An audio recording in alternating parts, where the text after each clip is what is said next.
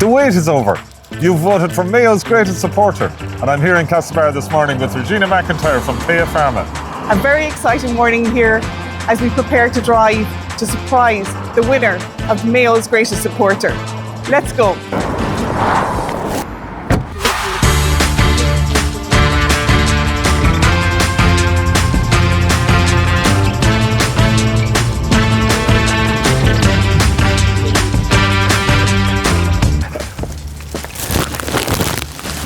We've travelled for the last few hours to get to our destination, and I'm delighted to be joined by Théa's country manager, Diarmuid Gavin.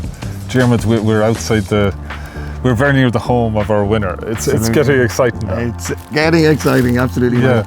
So there's going to be a big surprise in this house today.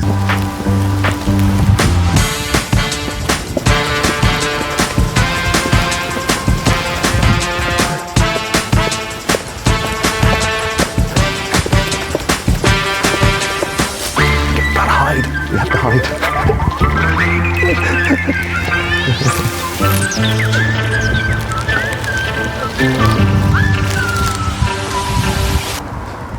Seán Carney, come down here to me. Your sister Mary entered you in a competition. Yes. Mayo's greatest supporter. Yeah. Well, Seán Carney, you are Mayo's greatest supporter 2025. Congratulations. Thank you very much. I'm delighted. I didn't have many ambitions in life, but that was one I was delighted to succeed in. Absolutely. It's like winning the All-Ireland, Seán. It's like winning the All-Ireland. Lovely prize in there for you, Seán. A little voucher to get you down to Westport for a couple of nights and a bit of fun. Okay, that's lovely. And I think there's a few of your friends here. Yeah. Oh, me, oh yeah. Okay. Oh, yeah. You're married to a Galway woman. I am, yeah. Well, she supported us as well. Yeah. She's from the hurling band. All right. That's So not all too right. bad. So, That wasn't too bad, so there wouldn't be much friction between us. Arish, up Mayo. Did you suspect anything? Like? No, and I wasn't told anything. And you're a former detective.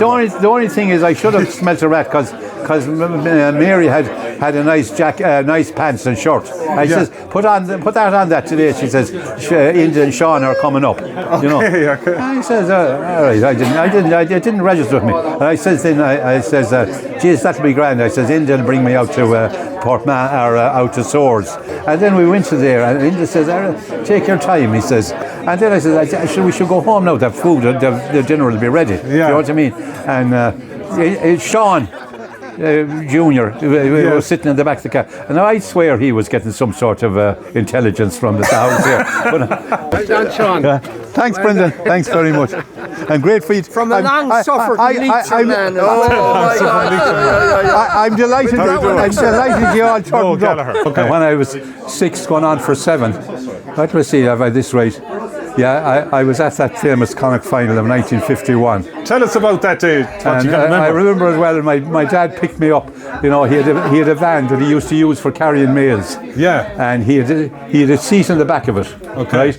So he naturally enough, he picked me up at the house, and then he picked up 2 or 3 other fellas. Yeah. Most of them worked in the post office in Claremorris. Okay. But they had no way of going to Tuam.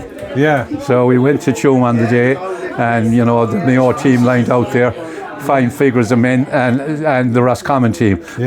Now, my knowledge of football that time was fairly limited. Because you were on 6 or 7. When you're 6 and going for a 7, and you wouldn't have seen any videos or anything like that. That wasn't around. So the team came out on the field anyway, and you know they were all lined up there, and they started to play. And my dad said to me, "See that little man out there?" He says, "That's Pádraig Carney." He says, "He's the same name as yourself." He says, and he's a great footballer. You know, Mayo football, it brings us together. Very much. But then later on, when Mayo won the All-Ireland, I remember the team coming up my street, Mount Street, in Claremorris, in the back of a lorry. Jeez. Yeah, and a torchlight procession behind them. Yeah. And everyone we came up to the square, and everyone was out. They must have had a function or something in the local hotel, because a day or two before the function, there was a big cake. A big ice cake done in the red and green in the local bakery shop. And you noticed that? I did. Yeah.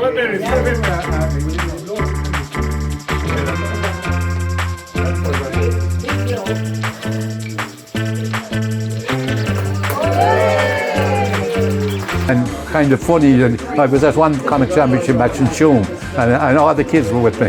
And you know, years ago, like the discipline on the field and off the field was a lot to be desired. You know, to be from the spectator, and they were with me there. And sure, they were looking round, you know. And it was, I think, it was Mayo and Roscommon. Anyway, and Mick Curley, I'd have known him, was refereeing the match. Yeah. And I think he sent. I don't know what he did, but he made a few decisions there that I wasn't in favour of against Mayo. And I remember I used an F word there, like, you know what I mean? And the kids were very embarrassed. Weren't they?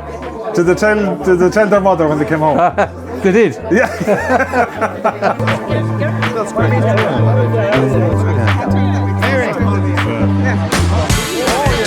Up Mayo!